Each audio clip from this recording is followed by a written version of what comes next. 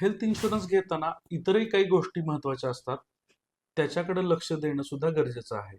जसं health insurance हे एक लीगल कॉन्ट्रॅक्ट असतं आणि ते आपण भरलेल्या प्रपोजल फॉर्मवर अवलंबून असतं. प्रपोजल फॉर्ममध्ये विचारलेल्या लाईफस्टाईल आणि हेल्थ विषयीच्या गोष्टी ह्या खऱ्या खऱ्या आणि सविस्तर सांगणं आपलं कर्तव्य आहे. ह्या गोष्टी लपवल्याचं किंवा खोटी माहिती सांगितल्याचं जर भविष्यात उघड झालं तर कंपनी आपला क्लेम नाकारू शकते किंवा आपला कुठलाही प्रीमियम परत न करता आपली पॉलिसी कॅन्सल करू शकते. अपघातामुळं ॲडमिट व्हावं लागलं तर आपल्याला डे 1 पासून क्लेम करता येतो. हेल्थ इन्शुरन्स क्लेमसाठी 24 तास ॲडमिट असणं गरजेचं असलं तरी पण सर्व प्रकारच्या डे केअर प्रोसिजर्स याच्यामधून कव्हर असतात. डे केअर प्रोसिजर म्हणजे काय?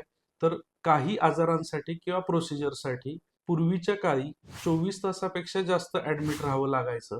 परंतु आता टेक्नॉलॉजीच्या ॲडव्हान्समेंटमुळं ह्या आजारांसाठी 24 तास ॲडमिट राहणं गरजेचं नाही.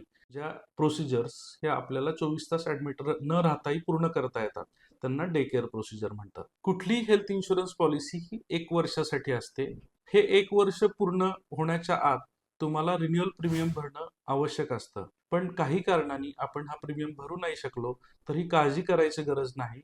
आपण पुढे 1 महिन्यापर्यंत हा प्रीमियम भरू शकतो. ह्यालाच ग्रेस पिरियड म्हणतात. परंतु अशा ग्रेस पिरियडमध्ये कुठलाही क्लेम सेटल होऊ शकत नाही. हेल्थ इन्शुरन्स प्रीमियम किंवा हेल्थ इन्शुरन्स घेताना काय काळजी घेतली पाहिजे याविषयी जर तुम्हाला मार्गदर्शन हवं असेल तर खाली दिलेल्या नंबरवर कॉन्टॅक्ट करा. धन्यवाद. अशाच माहितीपूर्ण व्हिडिओसाठी आमच्या चॅनलला लाईक करा आणि सबस्क्राईब करा आणि खाली दिलेल्या बेल आयकॉनवर क्लिक करा.